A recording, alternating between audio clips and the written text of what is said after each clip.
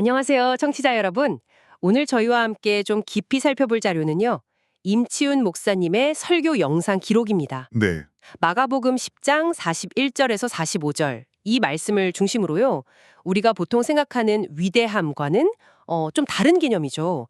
섬김에서 오는 진정한 위대함. 그렇죠. 여기에 대한 기독교적인 통찰을 한번 파헤쳐 볼까 합니다. 네, 특히 그 세상적인 야망, 이게 얼마나 위험할 수 있는지, 또 그 대안은 뭔지. 네, 맞아요. 시작이 아주 흥미로워요.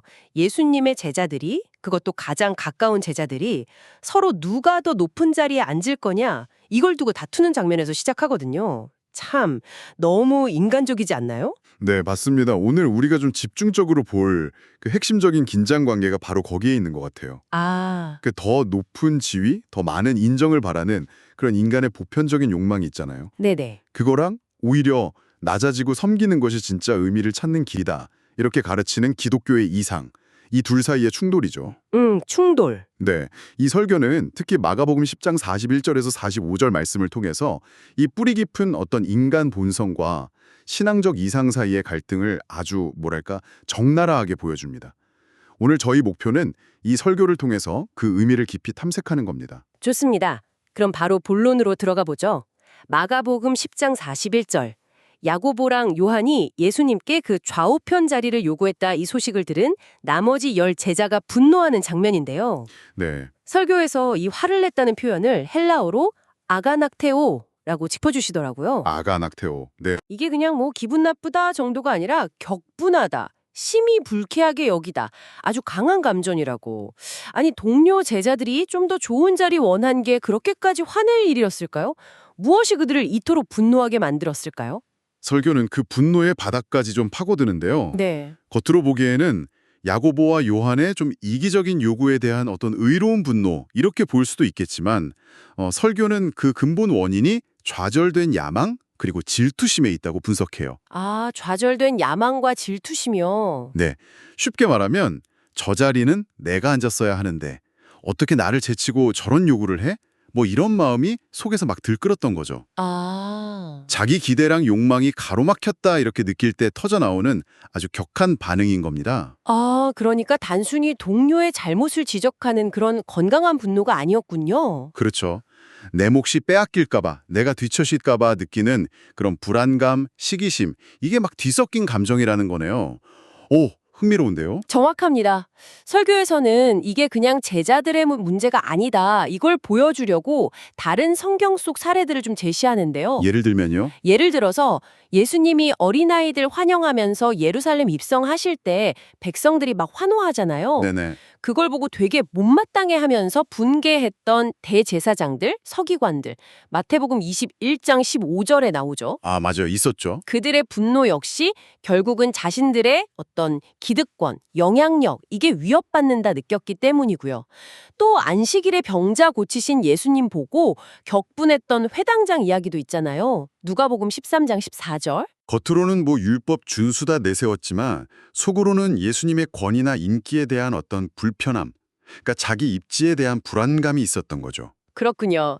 결국 설교에서 지적하듯이 이런 종류의 분노는 내가 여기서 부당한 대우를 받고 있다. 내가 피해자다. 이런 생각에서 출발하는 거군요. 듣고 보니 저도 혹시 비슷한 감정을 느껴본 적이 있나 싶기도 하고요. 누군가 내가 원했던 기회나 인정을 받았을 때 겉으로는 축하해도 속으로는 좀 쓰라린 불쾌감 같은 거요. 그렇죠. 그럴 수 있죠. 이 설교에 따르면 그건 예수님의 제자들조차 자유롭지 못했던 아주 뿌리 깊은 인간적인 반응이라는 거죠. 맞습니다. 중요한 건 이 감정 자체를 느끼는 게 문제가 아니라 이 감정에 우리가 어떻게 반응하고 이걸 다스리는가 하는 점이죠. 설교는 바로 이 지점을 파고들기 위해서 아주 강력한 구약의 사례들을 제시합니다. 네, 그 첫 번째 예시가 바로 카인이었습니다.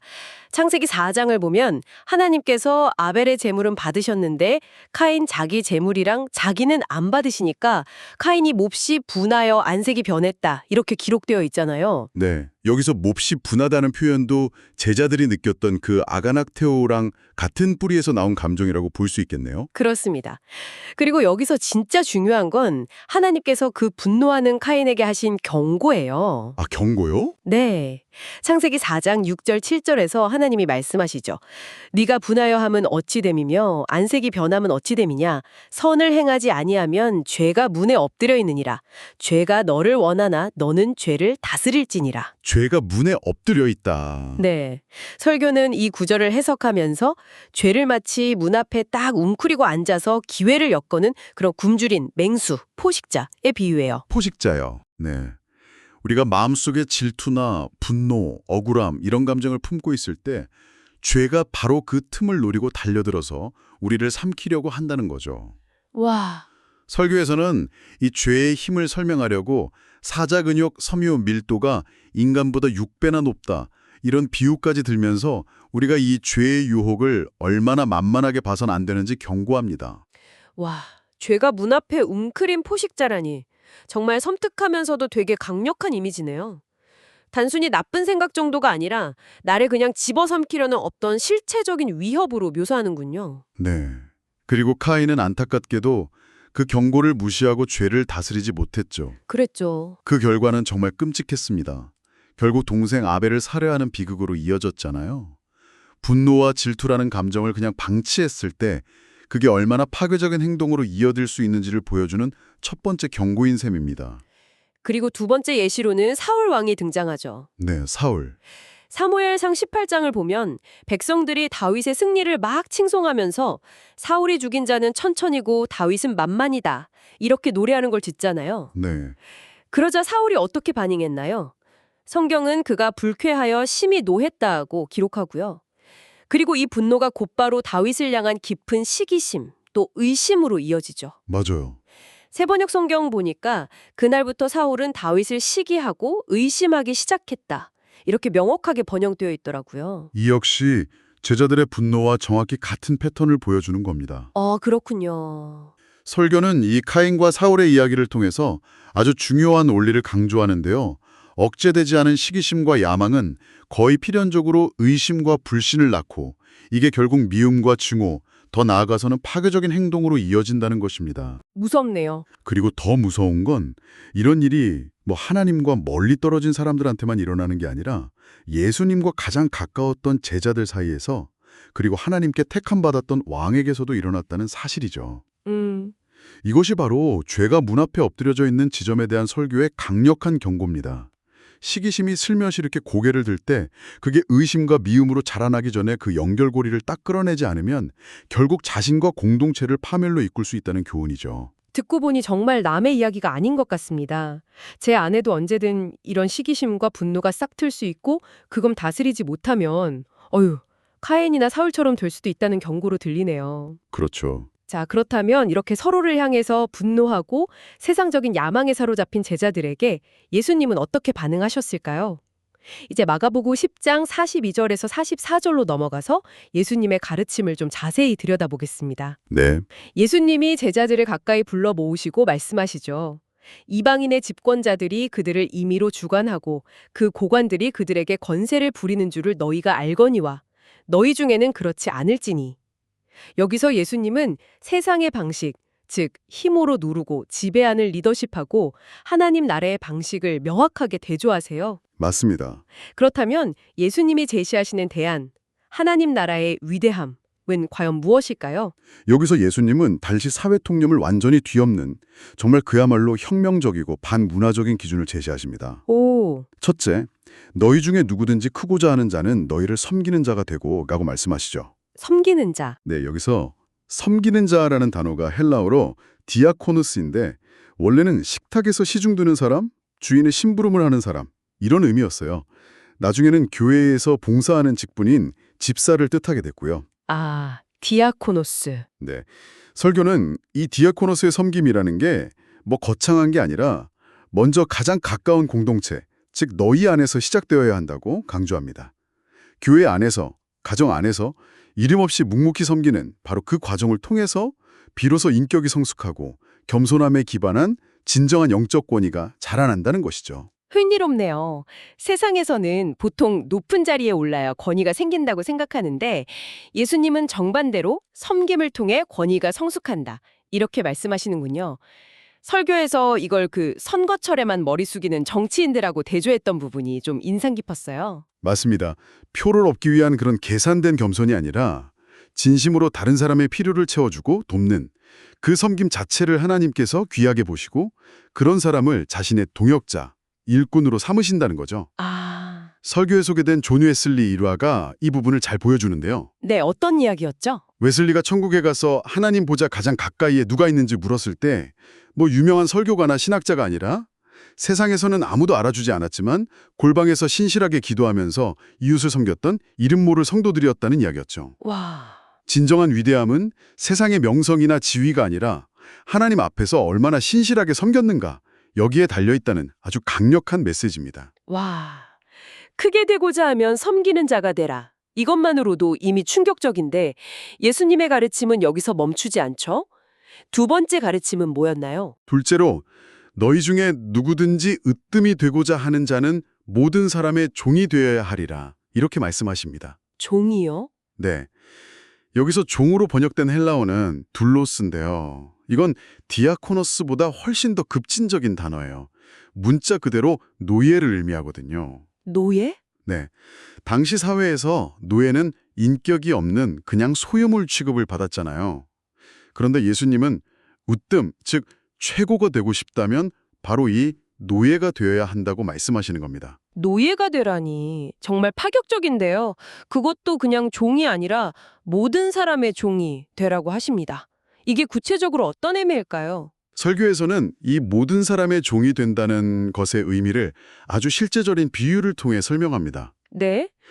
예를 들어서 명절에 부모님 댁이나 장인 장모님 댁에 방문할 때 어떤 마음으로 가느냐는 거죠. 아, 의뢰, 내가 대접받고 섬김받을 것을 기대하는 마음, 손님으로 가려는 마음 대신에 스스로 노예의 자세, 즉 내가 뭘 도와드릴까, 어떻게 하면 저분들을 좀 편하게 해드릴까 이런 마음으로 가라는 부르심이라는 겁니다. 아, 내 권리나 기대를 주장하기보다는 기꺼이 나를 낮추고 다른 사람의 유익을 위해 희생하는 태도를 의미하는 거죠. 그러니까 특정 대상이나 상황에만 국한된 게 아니라 삶의 모든 영역에서 만나는 모든 사람에게 그런 낮은 자세로 섬기라는 의미군요. 그렇습니다.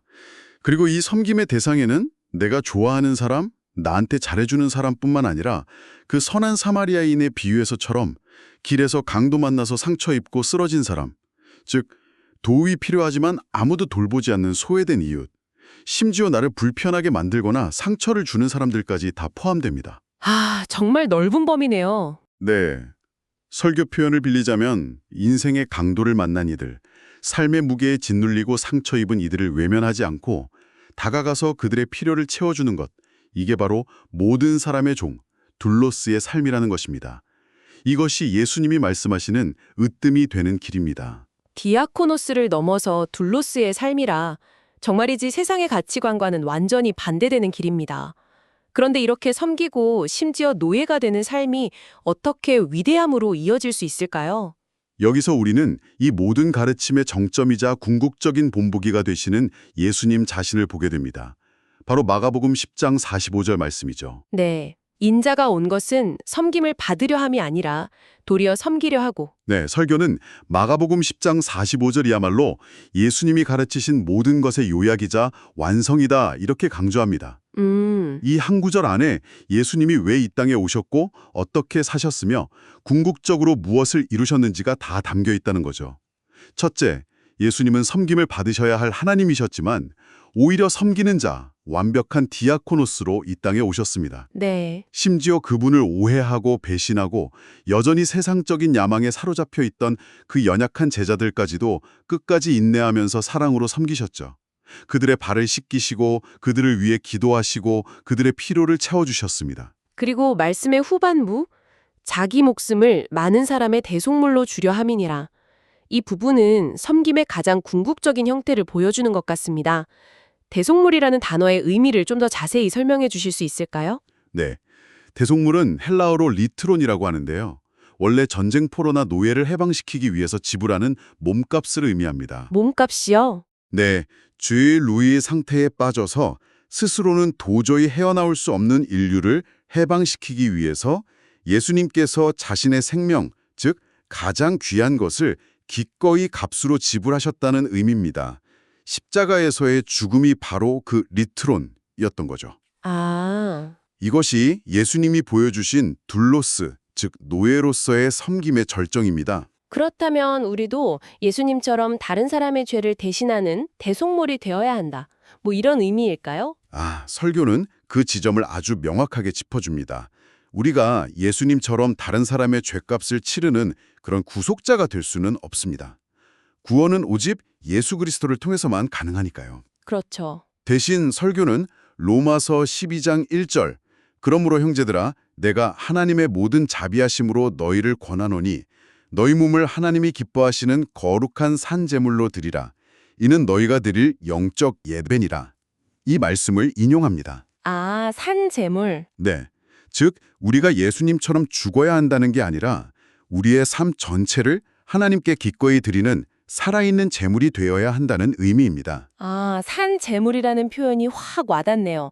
죽어서 드리는 재물이 아니라 살아있는 동안 나의 시간, 재능, 물질, 감정, 심지어 내 상처와 아픔까지도 기꺼이 하나님과 이웃을 위해 내어놓는 삶, 이걸 의미하는 거군요. 그렇습니다.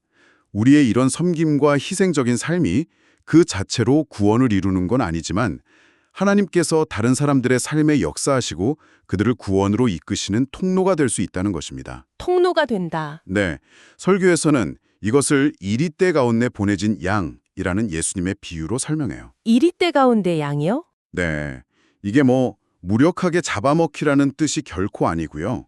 오히려 양처럼 연약하고 희생적인 우리의 모습, 그러니까 우리의 시간, 자원, 사랑, 용서 이런 나눔을 통해서 이리처럼 강팍하고 이기적인 세상 사람들이 변화될 수 있다는 놀라운 소망을 품으라는 것입니다. 와, 변화의 소망이요? 네, 마치 우리가 그리스도의 무조건적인 사랑과 희생을 통해 변화되었듯이 우리의 산 제물된 삶을 통해 다른 사람들도 하나님을 만나고 변화될 가능성이 열린다는 거죠. 때로는 정말 눈물 흘리면서 씨름하는 것 같은 그런 고된 과정일지라도 우리의 헌신적인 섬김을 통해서 하나님께서 다른 영혼을 구원하시는 놀라운 일을 이루실 수 있다는 믿음을 가지라는 격려입니다. 정말 놀라운 관점의 전환입니다. 나의 연약함과 희생이 오히려 변화의 도구가 될 수 있다니. 오늘 임치훈 목사님의 설교를 통해 살펴본 내용을 좀 정리해보면요.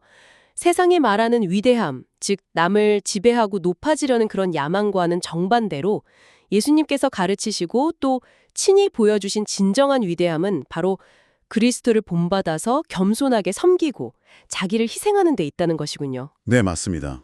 그리고 이 섬김은 멀리 있는 거창한 목표가 아니라 지금 내가 속한 가장 가까운 공동체 안에서부터 디아코노스와 둘루스가 되는 것을 통해서 구체적으로 실천되어야 한다는 거고요. 맞습니다.